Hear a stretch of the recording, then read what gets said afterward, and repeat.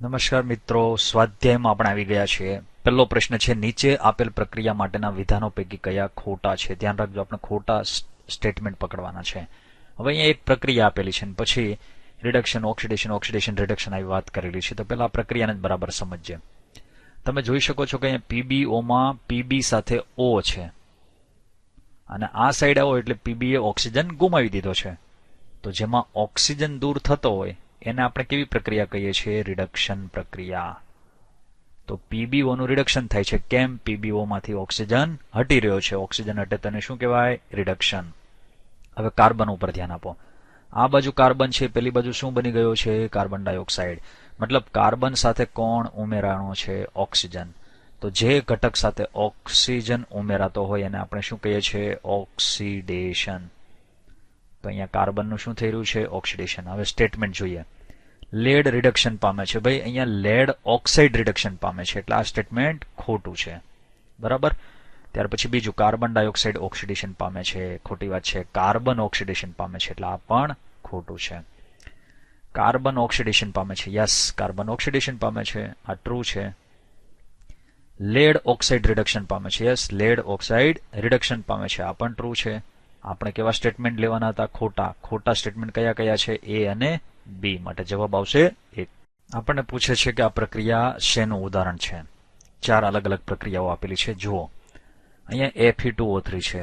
કોની પ્રક્રિયા? એટલે Fe2O3 ની કોની સાથે પ્રક્રિયા થાય? એલ્યુમિનિયમ સાથે. પછી તમે જોઈ શકો છો કે Fe છૂટું પડીને સાઈડમાં આવતું રહ્યું છે ને Al2O3 બન્યું છે. એનો મતલબ એવો થયો કે એલ્યુમિનિયમે અહીંયા આવી અને Fe ને લાત મારી કે ચલ ભાઈ નિકલ, મેરે અંગને મેં તુમ્હારા ક્યા કામ હૈ. તો Fe અહીંથી નીકળી જાય છે. તો એનો મતલબ એવો થયો કે કોઈ એક ઘટકને પોતાના મૂળ સ્થાનેથી બીજો ઘટક હચમચાવી નાખે, હટાવી દે અને પોતે ત્યાં બિરાજમાન થાય. તો આવી પ્રક્રિયાને આપણે શું કહીએ છીએ? વિસ્થાપન પ્રક્રિયા. તો આ વિસ્થાપન પ્રક્રિયાનું ઉદાહરણ થયું. પ્રશ્ન છે કે આયરનના ભૂકામાં મંદ હાઇડ્રોક્લોરિક એસિડ ઉમેરતા શું થયું છે? સાચા જવાબ પર નિશાન કરો. તો શરૂઆતમાં આપણને આપવામાં આવેલ છે આયરનનો ભૂકો, જેની સંજ્ઞા થાય છે Fe, અને ભૂકો હોવાથી એ સોલિડ છે. પ્લસ સાથે પ્રક્રિયા કરવાની છે મંદ હાઇડ્રોક્લોરિક એસિડ. મંદ લખેલું છે એટલે પાણીની અંદર છે એવું સમજવાનું, HCl, અને અહીંયા આપણે લખવાનું aqueous. તો એસિડની પ્રક્રિયા અહીંયા Fe સાથે થાય. હવે બીજું, અહીંયા ક્લોરીન છે, અધાતુ છે, એની સાથે હાઇડ્રોજન પણ અધાતુ પરમાણુ છે. બટ હાઇડ્રોજન જે છે એ ઓછો સક્રિય છે. સક્રિય ખરો, પરંતુ ઓછો સક્રિય છે. કમ્પેરિઝનમાં Fe છે એ વધુ સક્રિય થાય. તો જ્યારે વધુ સક્રિય ઓછા સક્રિય ધાતુના કોન્ટેક્ટમાં આવે ત્યારે શું થાય કે ઓછાને એ રિપ્લેસ કરે, મતલબ વિસ્થાપન પ્રક્રિયા થાય. Fe છે એ અહીંથી અહીંયા આવશે અને હાઇડ્રોજનને કહેશે કે ચલ નિકલ યહાં સે, મેરે અંગને મેં તુમ્હારા ક્યા કામ હૈ. તો FeCl સાથે જોડાઈ જશે, મતલબ FeCl2 બનશે. બરાબર. અને અહીંથી H છે એ છૂટો પડી જશે. બટ સિંગલ H ક્યારેય ન હોય, ડબલ હોય, એટલે 2 લખવાનું થશે, એટલે આને 2 વડે ગુણવાનો થશે. તો હાઇડ્રોજન જે છે એ ગેસ છે, એટલે અહીંયા બ્રેકેટમાં G લખો. તમે આમ બતાવી શકો કે એ ઉપર તરફ જઈ રહ્યો છે. અને FeCl2 છે આ દ્રાવણ હતું, એટલે અહીંયા તમે aqueous લખી શકો છો. તો લખેલું છે કે હાઇડ્રોજન વાયુ, તો કે યસ, હાઇડ્રોજન વાયુ, અને આયરન ક્લોરાઇડ બને છે. આયરન ક્લોરાઇડ બને છે. જવાબ છે યસ, પહેલો રાઈટ છે. પ્રશ્ન છે કે સમતોલિત રાસાયણિક સમીકરણ શું છે અને રાસાયણિક સમીકરણોને શા માટે સમતોલિત કરવા જોઈએ?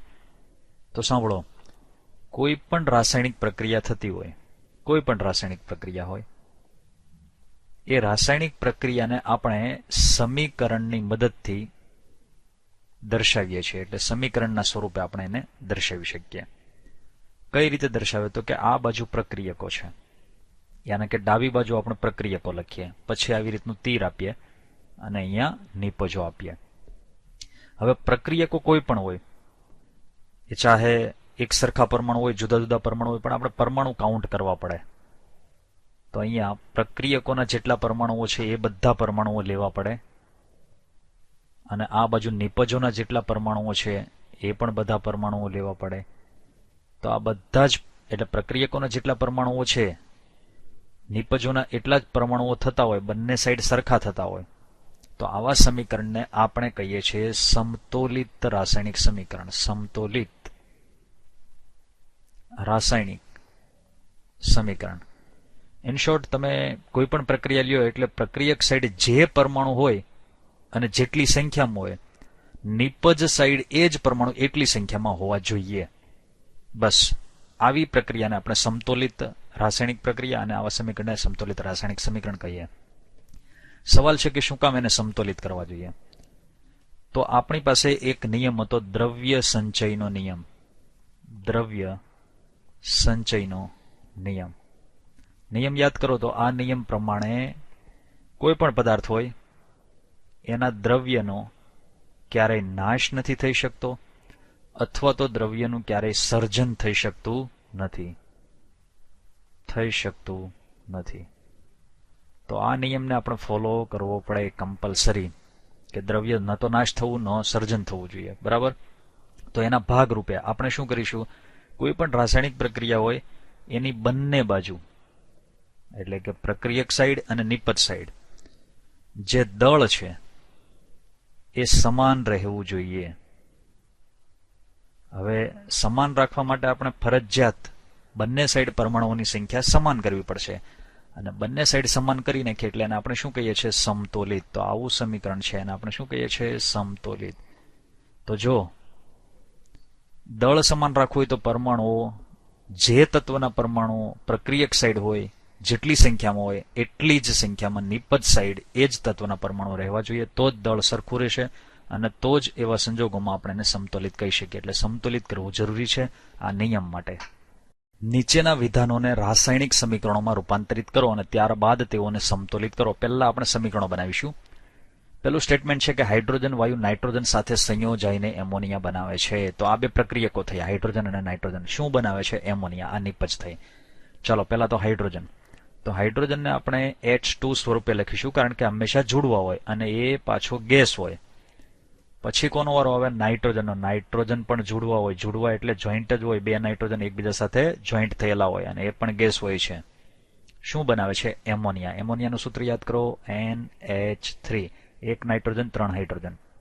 આ પણ ગેસ હોય. તો આ એક પ્રક્રિયા થઈ. તો આપણે પહેલા રાસાયણિક સમીકરણ કર્યું. હવે એને સમતોલિત કરીએ. તો ચેક કરો, હાઇડ્રોજન કેટલા છે? આ સાઈડ 2 છે. બીજું નાઇટ્રોજન 2 છે, પણ અહીંયા એક જ છે. તો નાઇટ્રોજનને પહેલા આપણે 2 વડે ગુણી નાખીએ એટલે બે સાઈડ નાઇટ્રોજન સરખા થઈ ચૂક્યા છે. બટ આ સાઈડ હાઇડ્રોજન ગણો તો 2 ગુણ્યા 3 કરો. 2 ગુણ્યા 3 કરશું એટલે કેટલા થશે? હાઇડ્રોજન 6 થશે આ સાઈડ. આ બાજુ 6 કરવા માટે આને કેટલા વડે ગુણવું પડશે? 3 વડે. That's all. આ સમીકરણ સમતુલિત છે. બીજી પ્રક્રિયા છે કે હાઇડ્રોજન સલ્ફાઇડ વાયુ હવામાં બળીને, એટલે કે દહન પામીને પાણી અને સલ્ફર ડાયોક્સાઇડ આપે છે. તો હાઇડ્રોજન સલ્ફાઇડનું સૂત્ર થશે H2S. બરાબર? અહીંયા વાયુ લખેલું છે એટલે બ્રેકેટમાં તમારે G લખવું પડશે. પછી એ હવામાં બળે છે. હવા એટલે અત્યારે બળવાની વાત હોય એટલે ડાયોક્સિજન જ લેવાનો, નહીં તો હવામાં નાઇટ્રોજન હોય પણ ઓક્સિજનનું કામ સળગાવવાનું છે, એટલું યાદ રાખજો. શું બને છે? પાણી. પાણીનું સૂત્ર છે H2O. અને પાણી માટે આપણે શું લખીએ? લિક્વિડ. સલ્ફર ડાયોક્સાઇડ આપે છે એટલે SO2 આપે છે અને અહીંયા બ્રેકેટમાં ગેસ કરવાનો. ચાલો, આ તો જે ક્વેશ્ચન હતો એ જ પ્રમાણે છે. હવે ખાલી સમતોલિત કરવાના છે. તો અહીંયા હાઇડ્રોજન કેટલા છે? 2 છે. અહીંયા કેટલા છે? 2 છે. મતલબ એ કમ્પ્લીટ છે, બેલેન્સમાં છે. સલ્ફર 1 એ પણ બેલેન્સ છે. ઓક્સિજન અહીંયા કેટલા છે? 2 છે. અને આ બાજુ તમે જોઈ શકો છો કે અહીંયા 2 છે અને અહીંયા 1 એટલે કે 3 છે. તો હવે આવા સંજોગોમાં તમે શું કરશો? તો આ ઓક્સિજન છે આ સાઈડ 3 થાય તો ડેફિનેટલી અહીંયા 3/2 વડે ગુણી નાખો.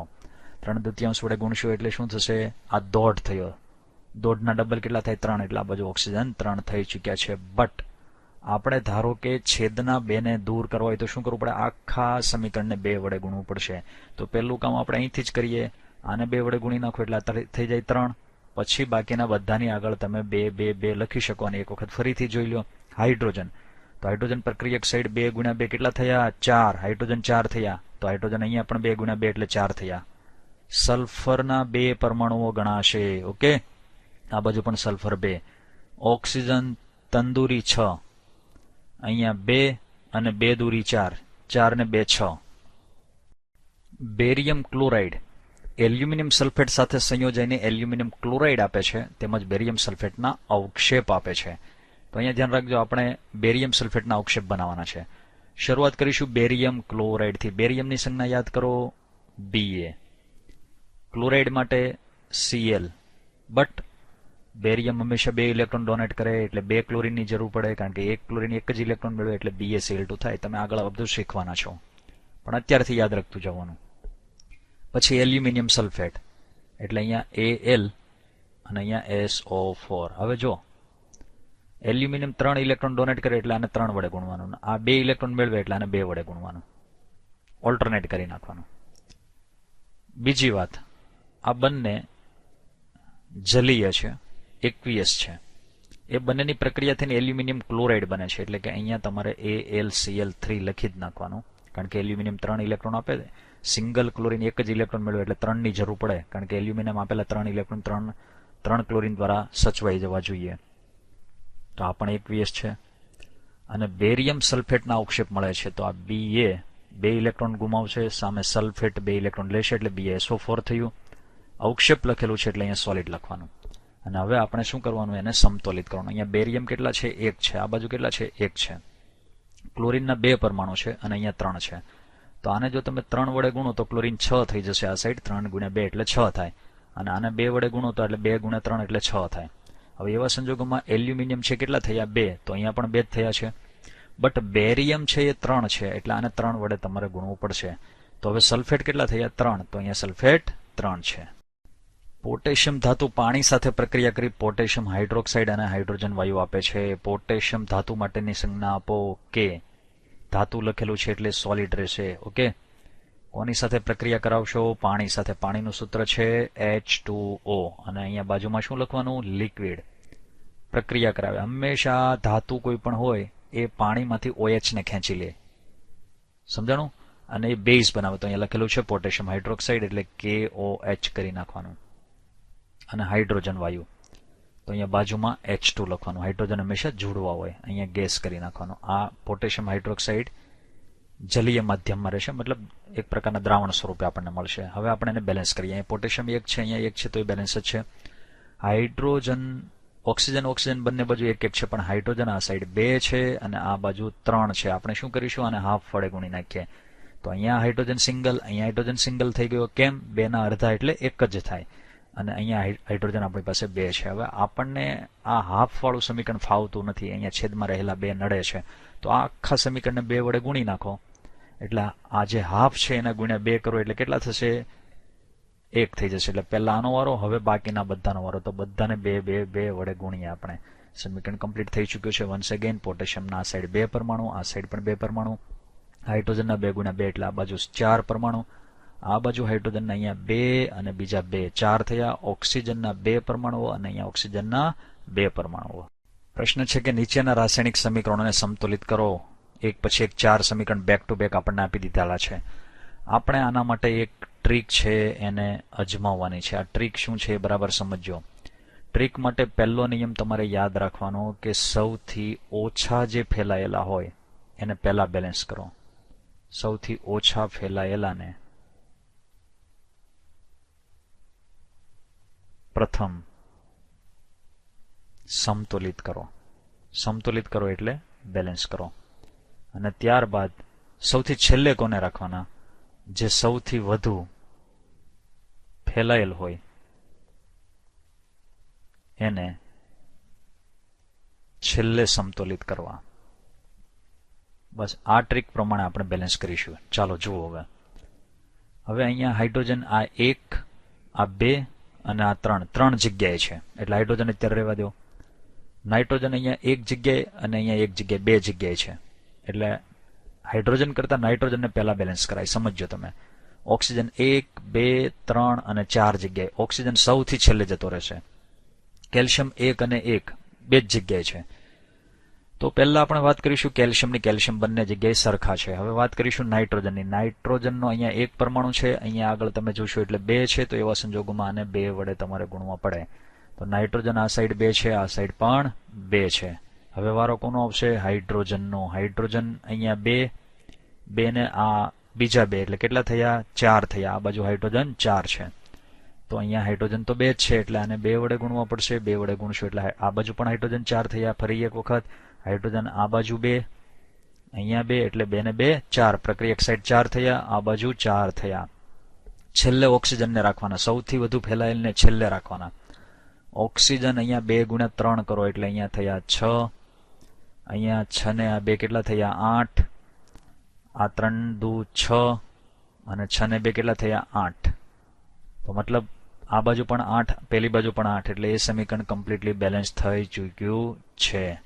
ઓકે, ચાલો હવે બીજાનો વારો.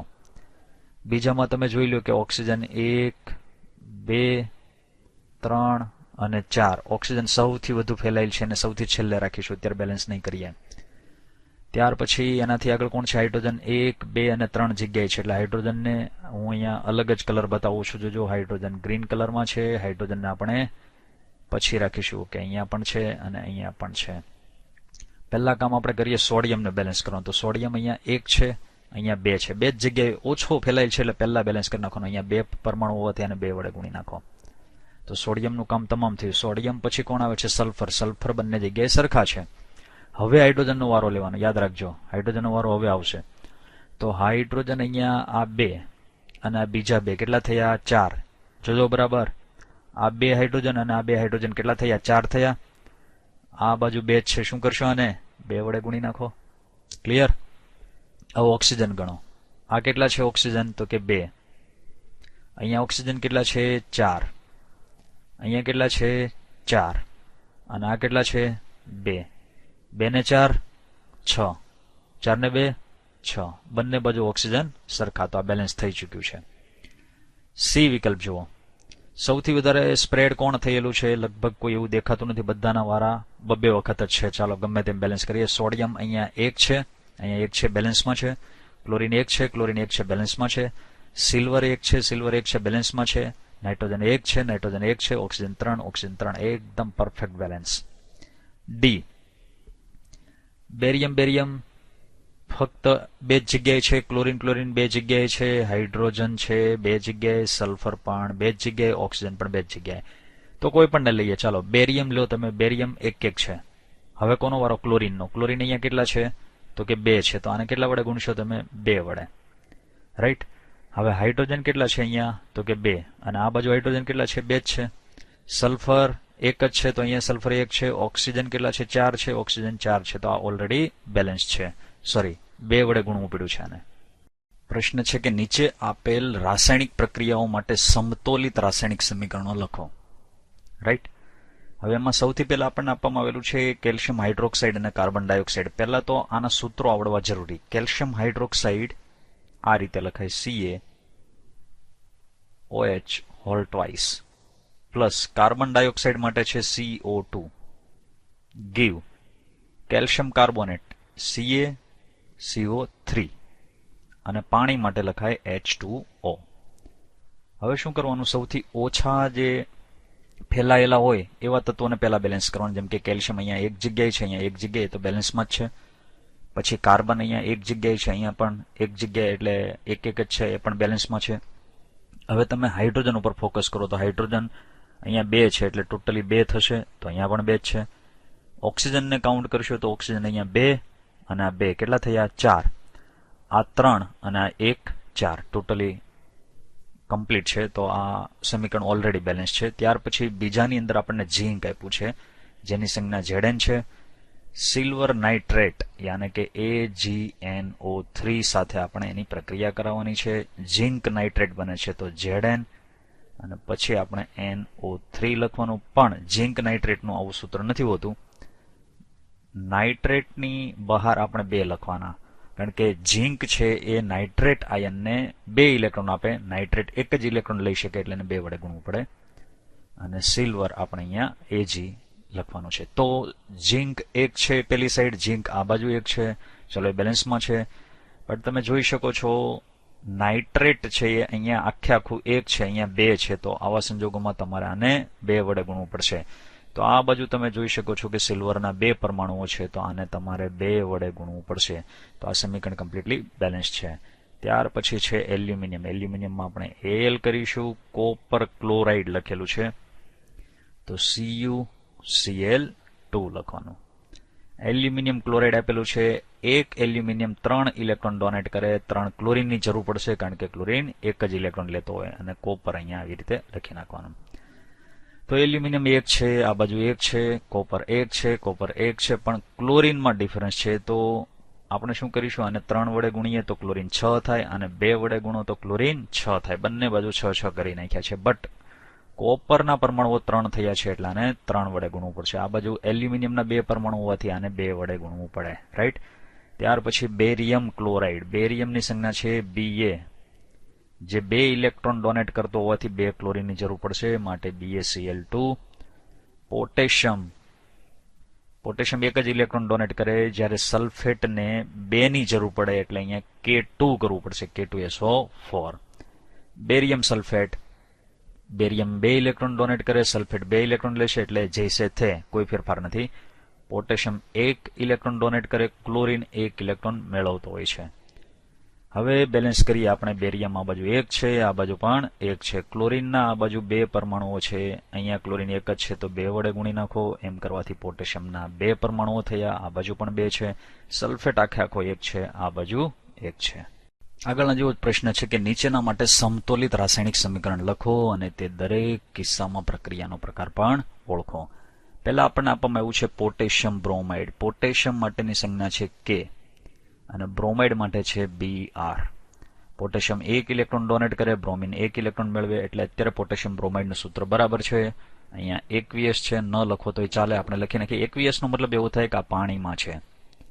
પછી અહીંયા લખેલું છે બેરિયમ આયોડાઇડ. તો બેરિયમની સંજ્ઞા છે Ba. હવે બેરિયમ છે 2 ઇલેક્ટ્રોન ડોનેટ કરે એટલે આયોડિન 2 ની જરૂર પડે, કારણ કે એક આયોડિન 1 જ ઇલેક્ટ્રોન મેળવતો હોય. તો અહીંયા પણ તમારે એકવીએસ કરવું પડશે. પોટેશિયમ આયોડાઇડ મતલબ અહીંયા K અને બાજુમાં I, કારણ કે પોટેશિયમ 1 ઇલેક્ટ્રોન ડોનેટ કરે, આયોડિન 1 ઇલેક્ટ્રોન લેશે. અને પછી લખેલું છે બેરિયમ બ્રોમાઇડ. 2 વડે ગુણવું પડશે, કારણ કે બેરિયમ 2 ઇલેક્ટ્રોન ડોનેટ કરે છે. અહીંયા લખી નાખીએ 21. હવે બરાબર ધ્યાનથી જુઓ, અહીંયા KBr હતો, એમાંથી KI થયો છે. ભાઈ સીધી વસ્તુ છે કે અહીંથી રહેલો આયોડિન આ બ્રોમિન છે એને હટાવીને ત્યાં આવ્યો છે, અને બદલામાં બ્રોમિન ક્યાં આવ્યો છે, બેરિયમની સાથે. મતલબ આવી રીતની અદલા બદલી થતી હોય તો આવી પ્રક્રિયાઓને આપણે કહીએ છીએ દ્વિવિસ્થાપન પ્રક્રિયા. દ્વિવિસ્થાપન પ્રક્રિયા. તો આ દ્વિવિસ્થાપન પ્રક્રિયાનું એક્ઝામ્પલ થયું. બરાબર છે. ઓકે, એમને સમતોલિત પણ કીધેલું છે એટલે આપણે એને સમતોલિત પણ કરવાનું છે. ચાલો સમતોલિત કરી નાખીએ. પોટેશિયમનો 1 પરમાણુ, બ્રોમિનનો 1 પરમાણુ, આ બાજુ 2 છે, 2 વડે ગુણી નાખો તો પોટેશિયમ 2 થશે, તો આને 2 વડે ગુણો, બેલેન્સ છે બાકીનું. Zinc carbonate ZnCO3. ભાઈ આ ભૌતિક અવસ્થા આપણે અત્યારે લખતા નથી, બરાબર, જરૂર નથી. ઝિંક ઓક્સાઇડ એટલે ZnO, કાર્બન ડાયોક્સાઇડ એટલે CO2. હવે પહેલી વાત તો એક આ કયા પ્રકારની પ્રક્રિયા છે એને જરા ઓળખીએ. તો જ્યારે પણ તમારી સામે કોઈ એક અણુ હોય, એટલે અહીંયા તમે જોઈ શકો છો કે આ એક અણુ છે અને એ તૂટે અને લગભગ 2 કે વધુ અણુ બને, અહીંયા 2 અણુઓ બને છે, તો આવી પ્રકારની જે પ્રક્રિયા છે એને આપણે વિઘટન પ્રક્રિયા કહીએ છીએ. કેવી પ્રક્રિયા કહીએ? વિઘટન. વિઘટનની અંદર શું થાય? એક અણુ તૂટીને 2 કે 2 થી વધારે અણુઓમાં રૂપાંતરિત થાય. સમીકરણ બેલેન્સમાં છે એટલે આને બેલેન્સ કરવાની કોઈ જરૂર નથી. હાઇડ્રોજન તો આપણે લખીશું H2, કારણ કે હાઇડ્રોજન હંમેશા જોડવા હોય. ક્લોરીન એ પણ જોડવા હોય, અને શું બને છે? Hydrogen chloride HCl. પહેલા જેને આપણે બેલેન્સ કરી નાખીએ તો આને 2 વડે ગુણી નાખીએ એટલે બધું બેલેન્સમાં થઈ જશે. ઓકે, હવે આની અંદર શું થાય છે તો કે આ બાજુ તમે જોઈ રહ્યા છો એ પ્રમાણે 2 અણુઓ છે. 2 અણુઓ. આ 2 અણુઓમાંથી એક જ અણુ બની ગયો HCl નામનો. તો અહીંયા એક અણુ બન્યો. બરાબર. આગળની સંખ્યાને આપણે ધ્યાનમાં નથી લેવાની. 2 જુદા જુદા અણુઓ હતા એ ભેગા થયા અને એક અણુનું એક સંયોજનનું નિર્માણ થયું. બરાબર. એટલે અહીંયા એક અણુ અથવા સંયોજન શબ્દ પણ તમે મૂકી શકો છો. બરાબર. તો બંને અહીંયા ભેગા થયા છે, અથવા તો જેને આપણે કહીએ સંયોજિત થયા, તો એને માટે અહીંયા આ પ્રક્રિયાનું નામ છે સંયોગીકરણ પ્રક્રિયા. અને તમે જોઈ શકો છો કે સંયોગીકરણ અને વિઘટન પ્રક્રિયા એકબીજાથી વિરુદ્ધ થશે, કારણ કે આમાં એક અણુ તો એ તૂટીને 2 અણુ બન્યા, અને આમાં 2 અણુ ભેગા થઈને એક અણુ બન્યો. ત્યાર પછી ડી પ્રક્રિયા લઈએ, મેગ્નેશિયમ જેની સંજ્ઞા છે Mg. હાઇડ્રોક્લોરિક એસિડ માટે આપણે લઈએ HCl, મેગ્નેશિયમ ક્લોરાઇડ Mg. હવે મેગ્નેશિયમ 2 ઇલેક્ટ્રોન આપે એટલે 2 ક્લોરીનની જરૂર પડશે એટલે MgCl2 થશે અને અહીંયા H2 લખવાનું થશે. રાઈટ. અત્યારે એની આ જે ભૌતિક અવસ્થા છે આપણે બાજુમાં બતાવતા નથી, પણ તમે જ્યારે એક્ઝામની અંદર લખો તો તમારે બતાવવું જરૂરી પડશે. હવે આપણે જરા બેલેન્સ કરીએ. મેગ્નેશિયમ પ્રક્રિયક સાઈડ 1 છે, નિપજ સાઈડ પણ 1 છે, ક્લોરીન નિપજ સાઈડ 2 છે અને 2 વડે ગુણો. સમીકરણ અત્યારે બેલેન્સ થઈ ચૂક્યું છે, પણ આની અંદર થયું છે શું એ બરાબર જુઓ.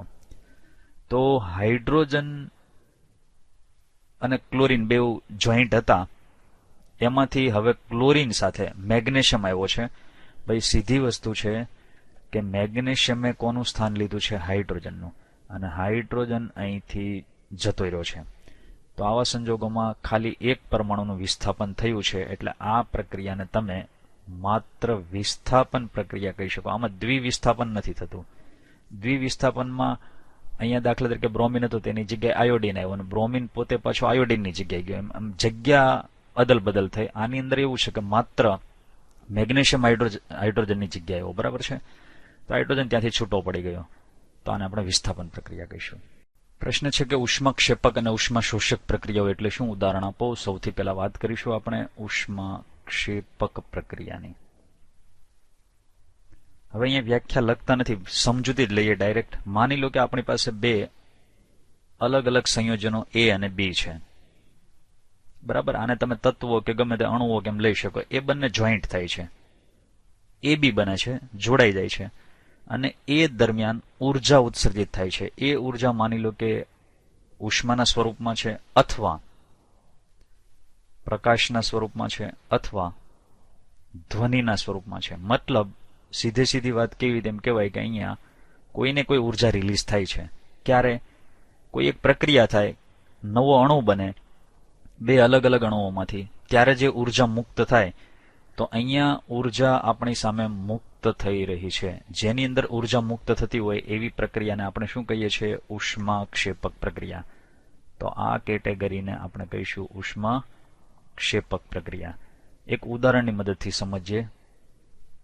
માની લો કે આપણી પાસે સોડિયમ છે, સોડિયમ ધાતુ છે એટલે અહીંયા સોલિડ લખવાનું, ઘન કહેવાય. એની પ્રક્રિયા તમે ક્લોરીન સાથે કરાવો. ક્લોરીન હંમેશા જુડવા હોય અને ગેસ હોય, વાયુ હોય.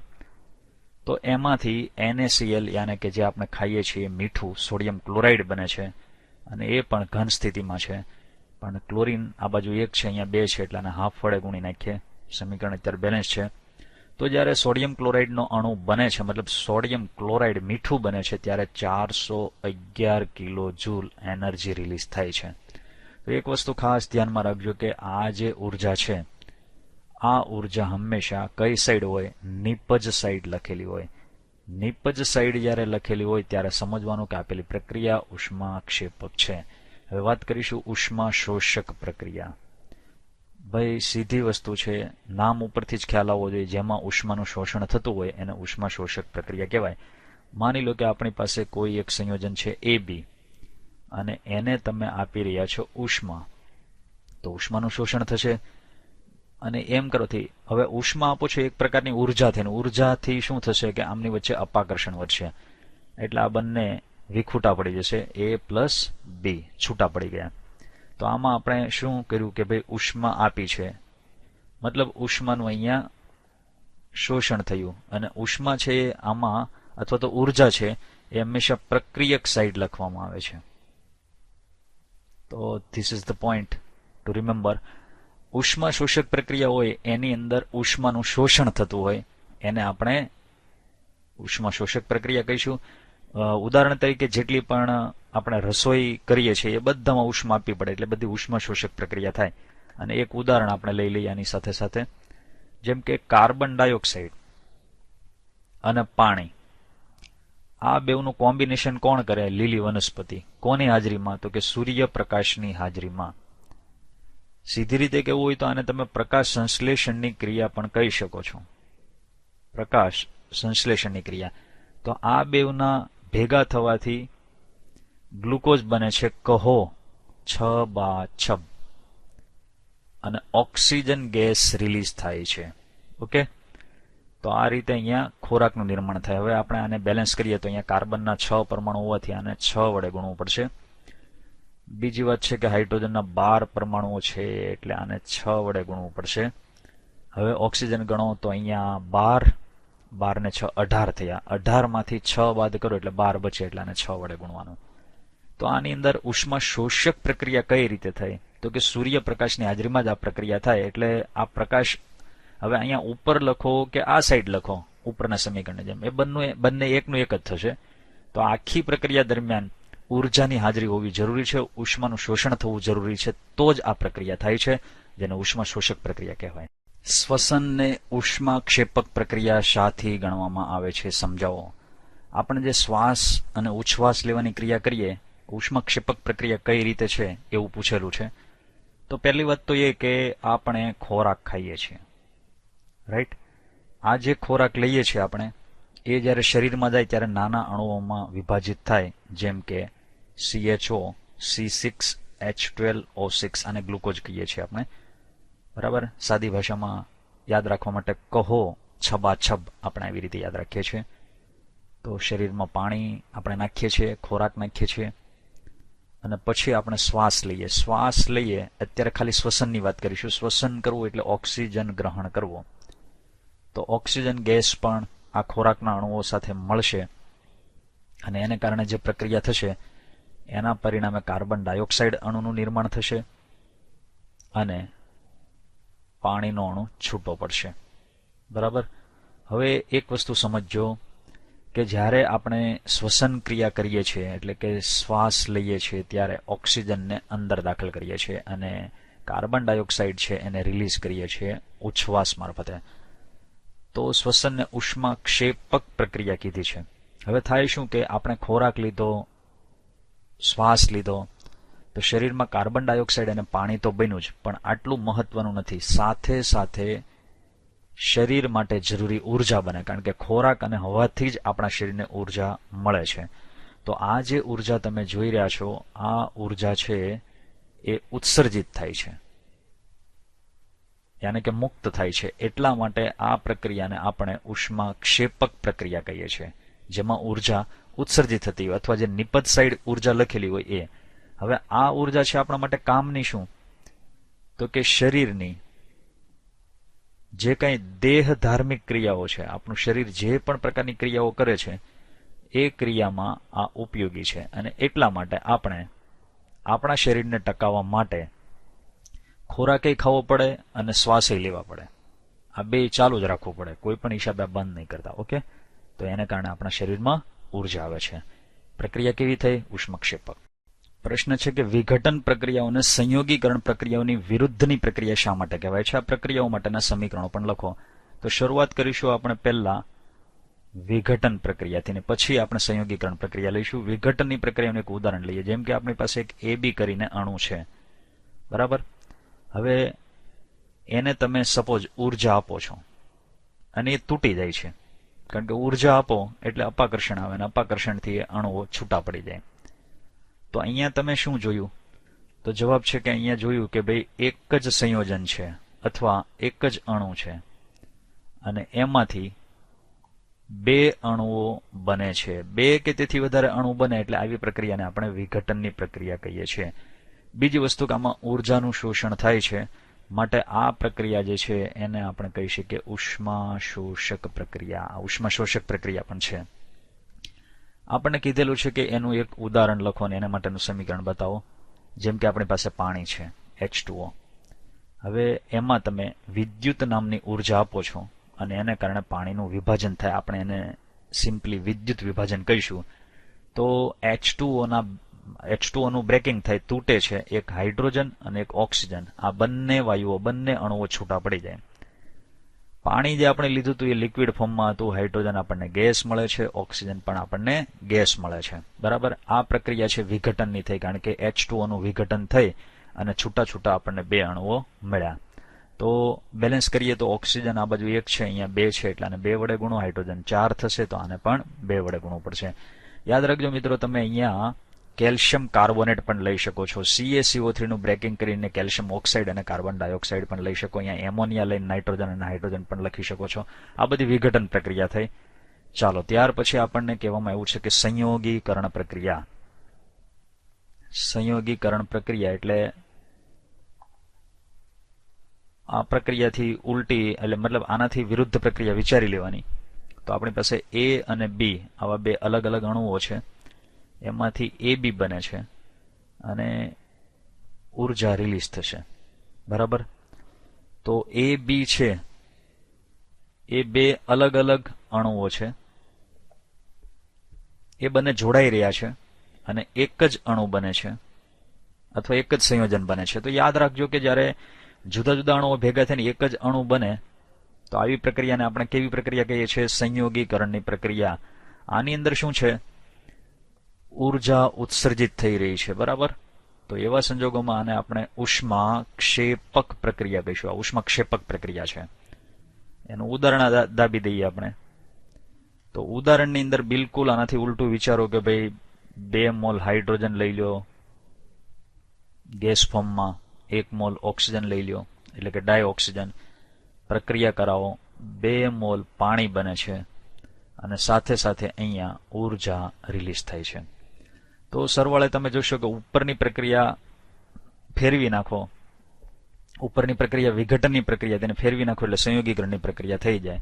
એટલા માટે આ બે પ્રક્રિયાઓને એકબીજાથી વિરુદ્ધ પ્રક્રિયા ગણવામાં આવે છે અને એના સમીકરણો તમારી સામે જ છે. પ્રશ્ન છે કે એવી વિઘટન પ્રક્રિયાઓના એક એક સમીકરણ દર્શાવો કે જેમાં ઉર્જા, ઉષ્મા, પ્રકાશ અથવા વિદ્યુત સ્વરૂપે પૂરી પાડવામાં આવે છે. તો આપણે પહેલી પ્રક્રિયા લઈશું મિત્રો. ઉષ્મા ઉર્જા લખેલું છે એટલે ઉષ્મીય વિઘટન. ફરીથી જુઓ, વિઘટન પ્રક્રિયા લેવાની છે, એમાં ઉષ્મા ઉર્જા રિલેટ થયેલી હોય. બરાબર? તો ઉદાહરણ, કેલ્શિયમ કાર્બોનેટ. શું નાનો પથ્થર? ના, ચૂનાનો પથ્થર સોલિડ છે. હવે તમે એને ઉષ્મા આપો છો. ઉષ્માની નિશાની આવી રીતે ત્રિકોણ કરવાનું. આ ગરમી એટલે કે ઉષ્મા આપો. 900 ડિગ્રી સેલ્સિયસ ઉપર જવાનું તમારે, તો આ બ્રેક થઈ જશે. બ્રેક થશે એટલે એક બનશે કેલ્શિયમ ઓક્સાઇડ, જે ઘન સ્વરૂપમાં હોય એટલે સોલિડ લખાય. અને કાર્બન ડાયોક્સાઇડનો અણુ, કાર્બન ડાયોક્સાઇડ ગેસ છે, એ અહીંથી છૂટો પડે છે. તો આમાં વિઘટન થયું કારણ કે એક અણુ તો એમાંથી 2 અણુઓ છૂટા પડી ગયા છે. પણ શેને કારણે? ઉષ્માના કારણે. હવે બરાબર ધ્યાનથી જુઓ. તો આપેલું છે પ્રકાશ એટલે કે પ્રકાશીય વિઘટન. પ્રકાશના કારણે કોઈ અણુનું વિઘટન થતું એવું તમારા ધ્યાનમાં છે તો સિલ્વરના હેલાઇડ લઈ લેવાના. જેમ કે સિલ્વર બ્રોમાઇડ આપણે લઈ લઈએ, AgBr. આ ઘન સ્વરૂપમાં છે.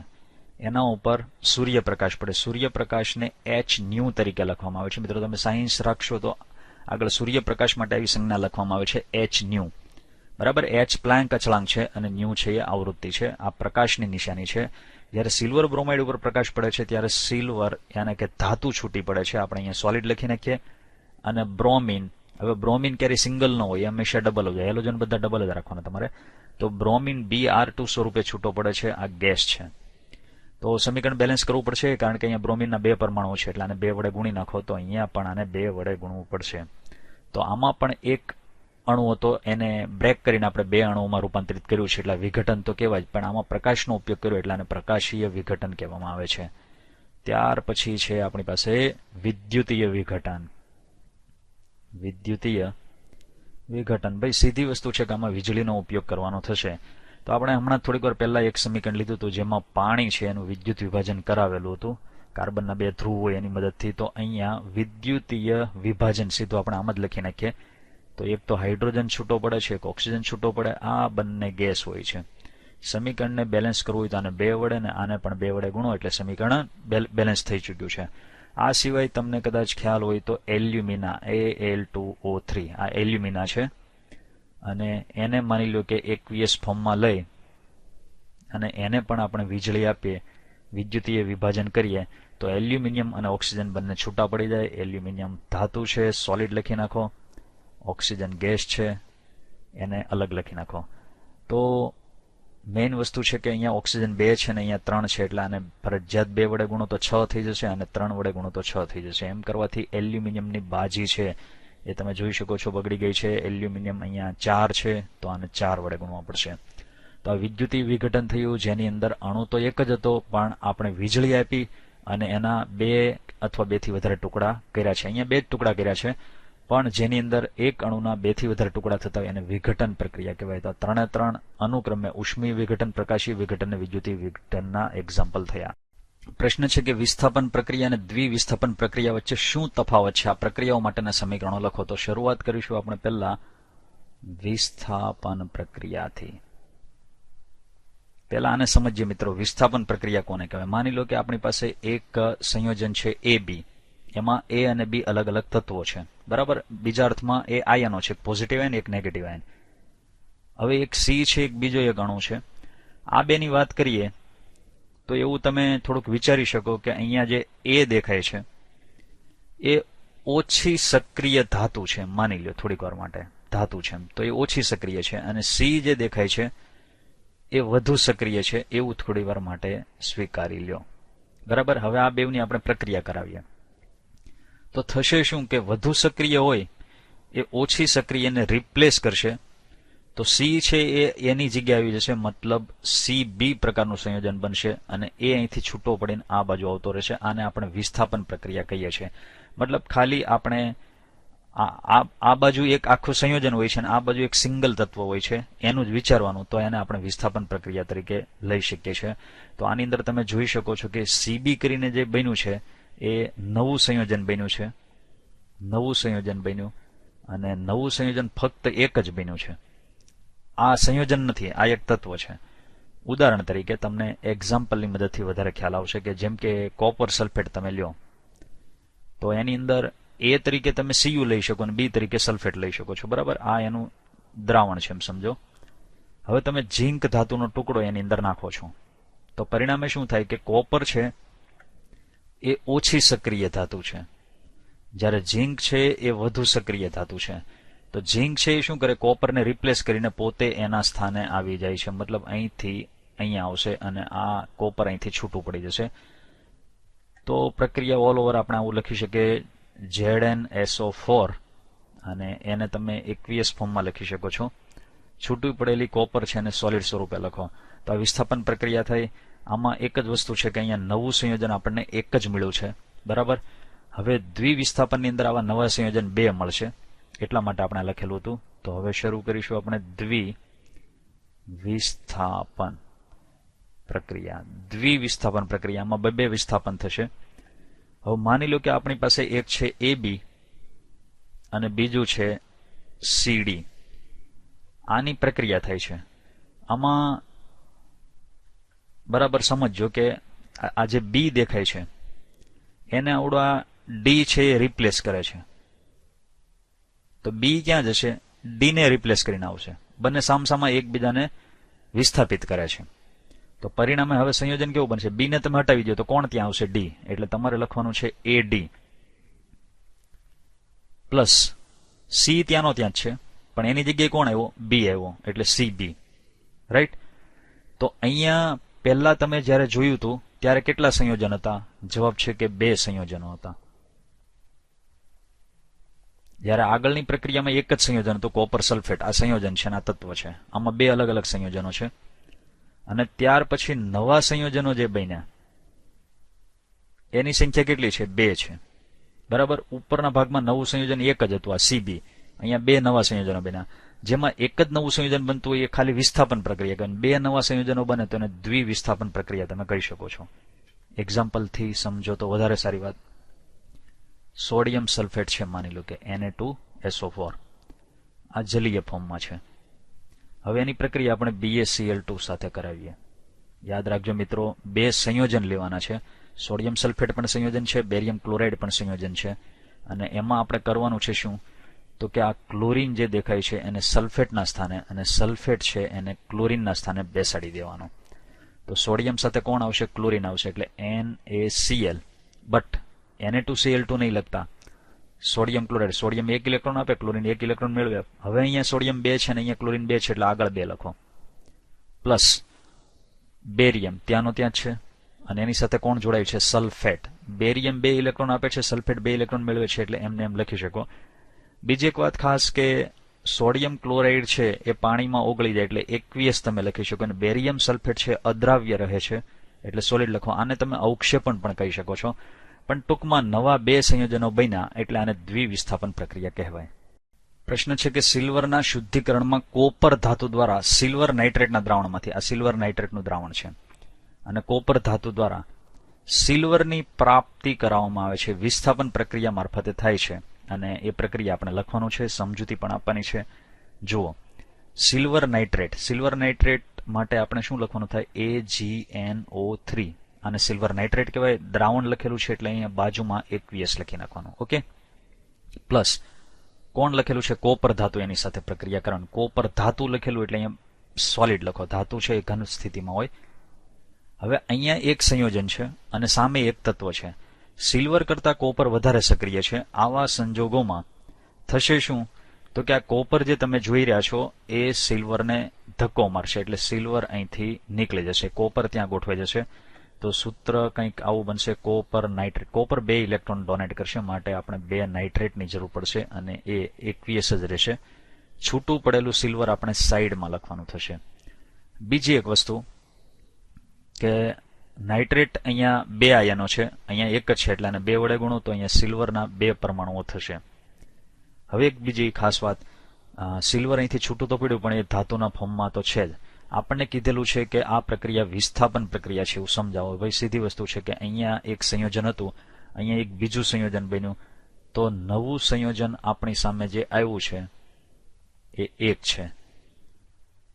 તો કોઈ એક જૂનું સંયોજન હોય એની સાથે કોઈ ધાતુની પ્રક્રિયા થાય અને નવું સંયોજન આપણે ફરી પાછું એક પ્રાપ્ત થાય, તો આ એક વિસ્થાપન પ્રક્રિયા કહેવાય. વિસ્થાપન પ્રક્રિયાની અંદર વધુ સક્રિય ધાતુ ઓછી સક્રિય ધાતુને હટાવતી હોય, પોતે ત્યાં બેસી જતી હોય, આને વિસ્થાપન પ્રક્રિયા કહેવાય. પ્રશ્ન છે કે તમે અવક્ષેપન પ્રક્રિયાનો શું અર્થ કરો છો? ઉદાહરણ આપી સમજાવો. ભાઈ સીધી વાત કરવી તેવું કહેવાય કે જે પ્રક્રિયામાં અદ્રાવ્ય ક્ષાર બનતો હોય, અદ્રાવ્ય ક્ષારનું નિર્માણ થાય એને અવક્ષેપન કહેવાય. એક ઉદાહરણ તરીકે આપણી પાસે છાશ અને દૂધ છે, પ્રવાહી છે, બેને ભેગા કરો તો દહીં બને છે, અને દહીં છે એ અદ્રાવ્ય થયો કહેવાય. બરાબર, તો એ અવક્ષેપ બન્યો કહેવાય. આવું સિમ્પલી તમે સમજી શકો, પણ આપણે એવું નથી લખવાનું. ઉદાહરણ પહેલું આપણે આપી દઈએ. જેમ કે આપણી પાસે ફેરિક ક્લોરાઇડ છે, FeCl3, બરાબર, અને એ એક્વિયસ છે, મતલબ આ પ્રવાહી સ્થિતિમાં છે અત્યારે. હવે એની પ્રક્રિયા આપણે એમોનિયમ હાઇડ્રોક્સાઇડ સાથે કરાવીએ, NH4OH. આ પણ અત્યારે એક્વિયસ સિચ્યુએશનમાં છે. આ બેવની જ્યારે પ્રક્રિયા થાય ત્યારે શું થાય છે જોજો તમે.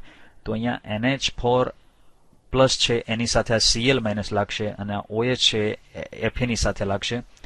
એટલે મતલબ આના ઉપર ફોકસ કરો. અહીંયા OH માઇનસ આયન છે, અહીંયા Cl3 આયન છે, તો આ અહીંયા આવશે અને આ છે એ અહીંયા આવશે. બરાબર, સાદી ભાષામાં આપણે એને શું કહીએ છીએ? દ્વિવિસ્થાપન. તો ફેરિક હાઇડ્રોક્સાઇડ બનશે FeOH હોલ થ્રાઇસ, અને એમોનિયમ ક્લોરાઇડ બનશે NH4Cl. એમોનિયમ ક્લોરાઇડ બન્યો. હવે આપણે જાણીએ એની સિચ્યુએશન શું હોય છે. તો ફેરિક હાઇડ્રોક્સાઇડ છે ઘન સ્થિતિમાં હોય, અને એમોનિયમ ક્લોરાઇડ છે એક્વિયસ, આ દ્રાવ્ય હોય છે. તો જ્યારે તમે 2 ઘટકો કે જે બંને પ્રવાહી લીધેલા હતા એ બંનેની પ્રક્રિયા કરાવો છો, ત્યારે એક છે એ તમારા હાથમાં પ્રવાહી ફોર્મેટમાં આવે છે. તમે જોઈ શકો છો કે આ પ્રવાહી છે, પણ આ ઘન સ્વરૂપમાં છે. તો એક જે ઘન સ્વરૂપમાં આવ્યો એને આપણે કહીએ કે ભાઈ અદ્રાવ્ય ક્ષારનું નિર્માણ થયું, એટલે આને આપણે અવક્ષેપન કહી શકીએ છીએ. હવે તમને થાય કે આને બેલેન્સ કઈ રીતે કરવું? બરાબર, તો Fe 1 છે, આ બાજુ 1 છે, ક્લોરીન 3 છે, તો ક્લોરીનને 3 કરવા માટે આને 3 વડે ગુણી નાખો. એમાં જોઈ શકો છો કે એમોનિયમના આયનો 3 થયા છે, તો આને તમે 3 વડે ગુણી નાખો. એમ કરવાથી OH 3 થાય છે, તો OH 3 છે. બરાબર, હું એમોનિયમને આખું સાથે લઉં છું, કારણ કે એક સાથે બેલેન્સ કરવાની મજા કંઈક ઓર હોય છે. ત્યાર પછી ઉદાહરણ બીજું લઈએ આપણે. જેમ કે આપણી પાસે છે સોડિયમ કાર્બોનેટ, જેનું સૂત્ર છે Na2CO3, અને આ પણ જલીય છે, મતલબ દ્રાવ્ય સ્વરૂપમાં છે, પાણીમાં ઓગાળેલો છે સોડિયમ કાર્બોનેટ. એની પ્રક્રિયા આપણે કેલ્શિયમ ક્લોરાઇડ સાથે કરાવીએ. કેલ્શિયમ ક્લોરાઇડ પણ પ્રવાહી છે. 2 પ્રવાહી આપણે ભેગા કરીએ છીએ, જેમ કે દૂધ અને છાશ. હવે ટૂંક સમયમાં દહીં બનશે, તો આના આપણે નેગેટિવ આયનો પકડીએ. આનો Cl નેગેટિવ આયન છે, આનો કાર્બોનેટ છે, કાર્બોનેટની જગ્યાએ Cl આવશે, Cl ની જગ્યાએ કાર્બોનેટ આવશે. તો આ દ્વિવિસ્થાપનની પ્રક્રિયા થશે. તો સોડિયમ છે એની સાથે કોણ આવશે? ક્લોરીન. NaCl. જો કે સોડિયમ અને ક્લોરીનને બેલેન્સ કરી શકો છો 2 વડે ગુણીને, અને કેલ્શિયમ કાર્બોનેટ બનશે. હવે એક ખાસ વાત કે સોડિયમ ક્લોરાઇડ છે, આમાં પાણી તો હોય જ છે, કારણ કે અહીંયા એકવીએસ લખેલું છે એટલે પાણી તો છે જ. પાણીની અંદર સોડિયમ ક્લોરાઇડ મીઠું ઓગળી જાય એટલે અહીંયા એકવીએસ લખી નાખો, ઓગળી જાય છે. પણ કેલ્શિયમ કાર્બોનેટ ચૂનાનો પથ્થર છે, ઓગળતો નથી, માટે અહીંયા સોલિડ લખો. તો તમને વાત કરીએ એ પ્રમાણે કે જ્યારે તમે 2 પ્રવાહીની પ્રક્રિયા કરાવો છો ત્યારે એક ઘટક પ્રવાહી બને છે અને બીજો ઘટક સોલિડ બને છે. બીજો ઘટક જે સોલિડ બન્યો એને ધ્યાનમાં રાખીને જ આપણે આને અવક્ષેપન ક્રિયા કહીએ છીએ, કારણ કે પ્રક્રિયામાં અદ્રાવ્ય ક્ષારનું નિર્માણ થયું કહેવાય. ઓક્સિજનનું ઉમેરાવું અથવા દૂર થવું તેના આધારે નીચેના પદોને દરેકના 2 ઉદાહરણ સહિત સમજાવો. એમાં એક ઓક્સિડેશન, એક રિડક્શન છે. મિત્રો આ રીતે યાદ રાખજો. ઓક્સિડેશન એટલે ઓક્સિજન સાથે એક્સિડન્ટ. ઓક્સિજન સાથે એક્સિડન્ટનો મતલબ થાય ઓક્સિજનનું ઉમેરાવું.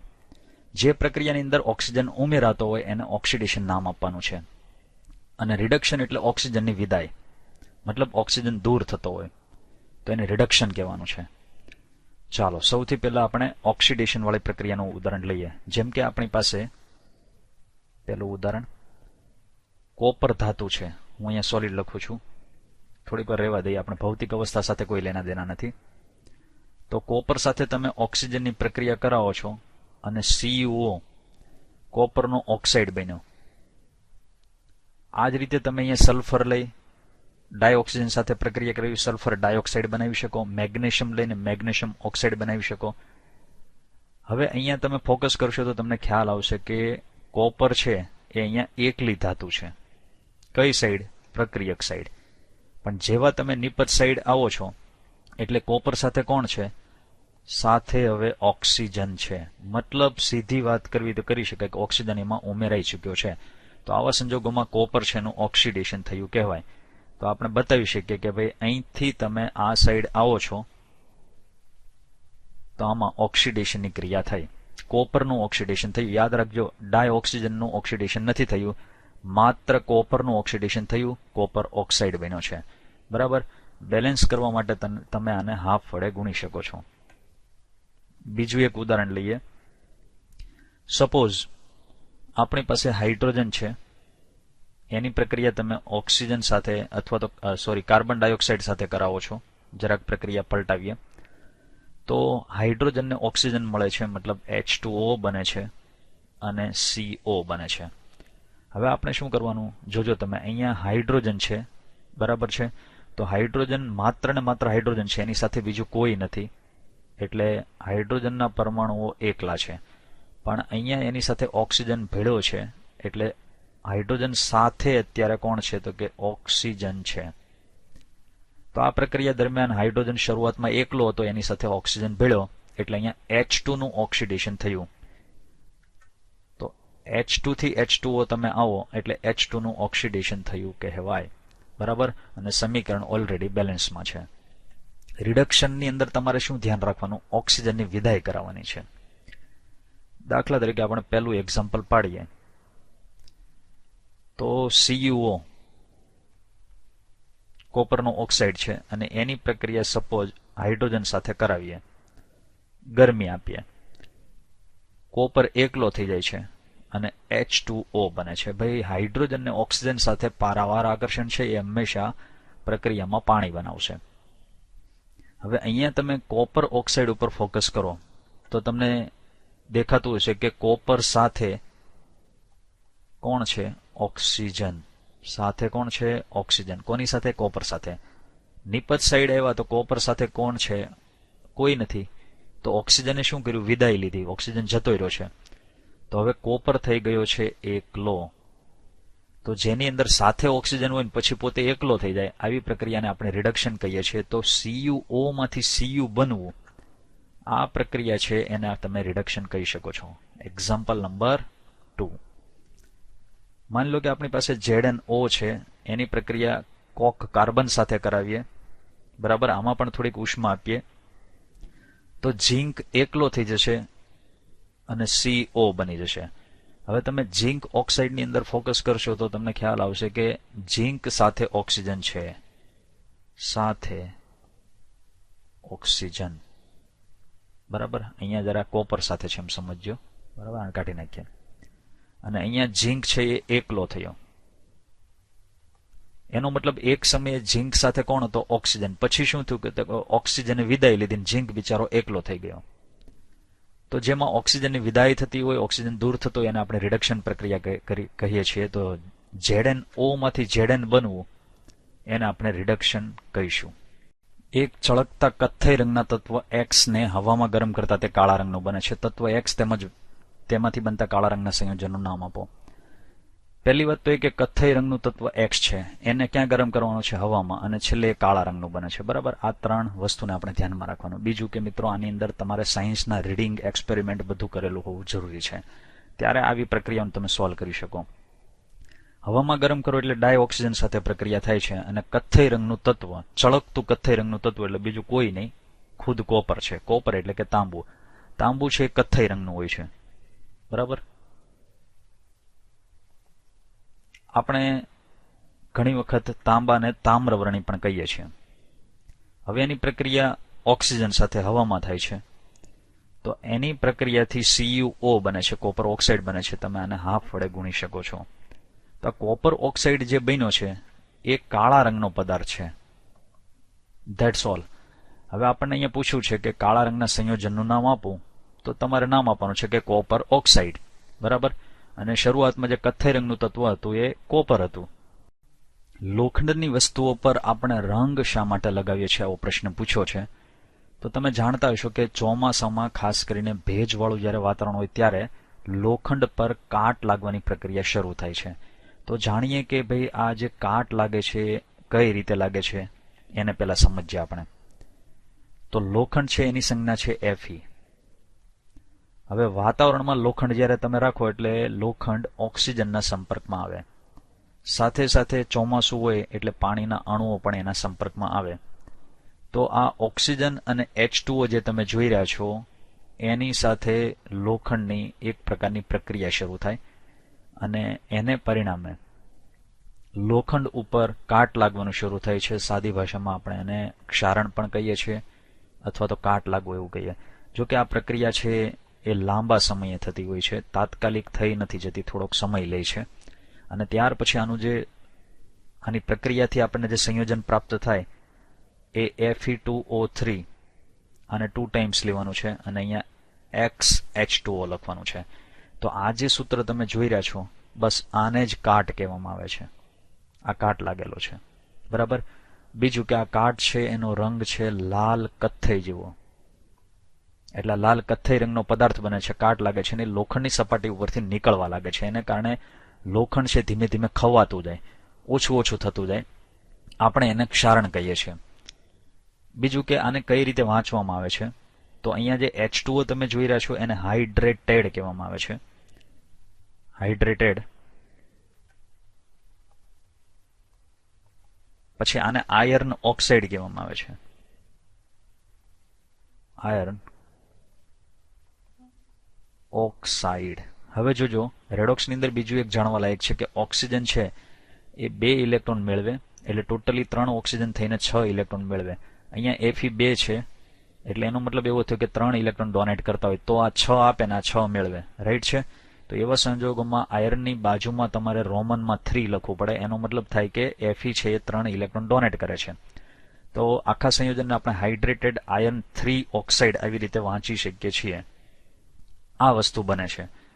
હવે લોખંડ ઉપર કાટ લાગે એટલે આપણું લોખંડ કેવો થતો જાય? નકામો થતો જાય. તો એવા સંજોગોમાં ધારો કે આપણે આ લોખંડ ઉપર આવી રીતે કલર ચડાવી દીધો, જે અહીંયા લખેલું છે રંગ શા માટે લગાડ્યો છે, તો અહીંયા રંગ લગાડી દીધો. તો જો રંગ તમે લગાડશો તો આ પ્રક્રિયા જે છે એ એની સાથે, એટલે કે આ પ્રક્રિયકો આની સાથે પ્રક્રિયા કરી શકતા નથી ને આવો કાટ લાગતો નથી. તો કાટ લાગતો અટકાવવા માટે લોખંડ ઉપર આપણે રંગ ચડાવીએ છીએ.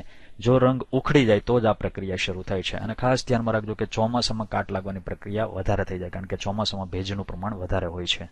પ્રશ્ન છે કે તેલ તેમજ ચરબીયુક્ત ખાદ્ય પદાર્થોની સાથે નાઇટ્રોજન વાયુને ભરવામાં આવે છે અને એનું કારણ શું? હવે આપણે બે વસ્તુ વિચારીએ. ધારો કે ખાદ્ય પદાર્થોના પેકિંગમાં તમે હવા ભરો છો, નાઇટ્રોજન નથી ભરતા, તો હવાની અંદર ઓક્સિજન અને નાઇટ્રોજન બંને છે. બટ મેઇન વસ્તુ છે ઓક્સિજન, યાની કે ડાયઓક્સિજન.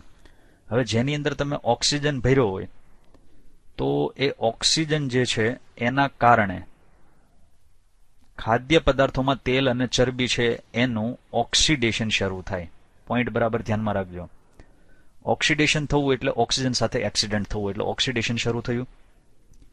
હવે ઓક્સિડેશન જેવું શરૂ થશે એટલે તરત ખોરાકની પ્રક્રિયા શરૂ થશે. ખોરાકની અને ઓક્સિજનની પ્રક્રિયાઓ શરૂ થાય. આપણે આ સાદી ભાષામાં એને ઓક્સિડેશન કીધું છે. પણ એને કારણે આ જે પ્રક્રિયા છે એનું રિઝલ્ટ એ આવે છે કે સ્વાદમાં ખોરાક છે એ આગળ જતા ખોરો થઈ જાય.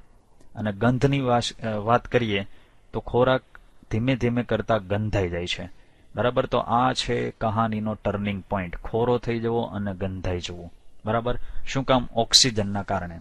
હવામાં એટલા માટે જ આપણે ખોરાકને લાંબા સમય સુધી ખુલ્લો નથી રાખી શકતા, કારણ કે ઓક્સિજન છે એ ખોરાકની પ્રક્રિયા છે ઓક્સિડેશન વાળી કરી અને ખોરાકને ખોરો અને ગંધાઈ જાય એવો બનાવી નાખે છે. પણ જો ખાદ્ય પદાર્થના પેકિંગમાં તમે ધારો કે નાઇટ્રોજન નાખ્યો, હવે નાઇટ્રોજન ગેસ છે એ સરવાળે થોડોક નિષ્ક્રિય ટાઈપનો વાયુ છે, નિષ્ક્રિય જેવો વાયુ છે. બરાબર. એટલે એ જલ્દીથી પ્રક્રિયા નથી કરતો. એટલે સાદી ભાષામાં કેવું તેમ કહેવાય કે ભાઈ પ્રક્રિયા છે અહીંયા અટકે છે. ઓક્સિડેશનની પ્રક્રિયા તો અહીંયા અટકી જ પડે છે. એટલે ખોરાકને તમે લાંબા સમય સુધી એવો ને એવો રાખી શકો છો. ખોરાક લાંબા સમય સુધી યથાવત હાલતમાં અથવા તો જેને આપણે કહીએ ફ્રેશ, તાજો ને તાજો રહે છે અને આપણે એને લાંબા સમય સુધી સાચવી શકીએ છીએ. બસ. તો મોટા ભાગના પેકિંગ ઉપર લખેલું હોય નાઇટ્રોજન પેકિંગ. નાઇટ્રોજન પેકિંગનું કારણ જ આ છે. બરાબર. કે એમાં ખાસ કરીને તળેલી વસ્તુ કે ચરબીવાળી વસ્તુ હોય તો એ લાંબા સમય સુધી યથાવત રહેશે. બટ જો એની અંદર હવા ભરી તો ગયા કામથી, કારણ કે અમુક સમયની અંદર જે ખોરાક ખાવાને ન લાયક હોય એવો થઈ જશે. નીચેના પદોને તે દરેકના એક ઉદાહરણ સહિત સમજાવો. પહેલું છે ક્ષારણ. ક્ષારણ વિશે આપણે થોડીક વાર પહેલા સમજ્યા કે ચોમાસામાં જ્યારે ભેજની હાજરી હોય ત્યારે લોખંડ પર કાટ લાગે છે અને એ પ્રક્રિયા તમે અહીંયા જોઈ શકો છો કે લોખંડ છે Fe એના સંપર્કમાં વાતાવરણમાંથી ડાયોક્સિજન આવે, પાણીનો ભેજ આવે, પ્રક્રિયા થાય, લાંબા સમયે કાટ લાગવાની પ્રક્રિયા થાય અને એનું ક્ષારણ થાય છે. ઓકે. આ ક્ષારણની ઘટના હતી. એવું જરૂરી નથી કે ખાલી લોખંડ નામની ધાતુ ઉપર જ કાટ લાગે. ઘણી બધી ધાતુઓ છે એના ઉપર કાટ લાગે છે. બરાબર. પણ આપણી પાસે એક એક્ઝામ્પલ, એક ઉદાહરણ હતું, એને આપણે રિપીટ કર્યા કરીએ એટલે આપણા માટે આ તૈયાર થઈ જાય. તો ક્ષારણ થવું એટલે ધાતુ જે છે એની હવા અને પાણી સાથે પ્રક્રિયા થઈને નવું એક સંયોજન બનવું, જેને કારણે ધાતુનું ધાતુમાંથી છૂટું પડવું. એટલે ધીમે ધીમે ધાતુનું પ્રમાણ ઘટતું જાય. એટલે કે ધાતુ જે હોય છે ઘટતી જાય છે અને છેવટે નબળી પડતી જાય, ક્ષીણ થતી જાય. આને આપણે ક્ષારણ કહીએ છીએ. હવે ખોરાપણું સમજીએ કે ખાદ્ય પદાર્થોના પેકિંગ કરતી વખતે જ્યારે આપણે એની અંદર ધારો કે હવા ભરીએ કે ઓક્સિજન ભરીએ, ઓક્સિજન અને નાઇટ્રોજન બંને હવામાં હોય, પણ માત્ર ઓક્સિજન ભર્યું હોય કે હવા ભરેલી હોય તો ઓક્સિજન છે કોના કોન્ટેક્ટમાં આવે? ખાદ્ય પદાર્થો કે જેની અંદર તેલ ને ચરબી હોય. ઓક્સિજનના કારણે ખાદ્ય પદાર્થોનું ઓક્સિડેશન થાય, ખોરાકની પ્રક્રિયા થાય અને વખત જતા ખોરાક છે એ સ્વાદમાં બદલાઈ જાય છે, જેમાં ખોરાપણું આવ્યું કહેવાય. તો સ્વાદમાં જ્યારે ખોરાક ખોરો લાગે છે આ ઘટનાને ખોરાપણું કહેવામાં આવે છે. અને એને કારણે બીજું એક વાત કે ખોરાક છે એની વાસ પણ બદલાઈ જાય અને ગંધાઈ ઉઠે છે, જે ખોરાક આપણા શરીર માટે હાનિકારક છે. તો આને ખોરાપણું કહેવાય. ખોરાપણું એ હવાની હાજરીમાં ખોરાકની, ખાદ્ય પદાર્થોની ઓક્સિડેશન વાળી પ્રક્રિયા છે.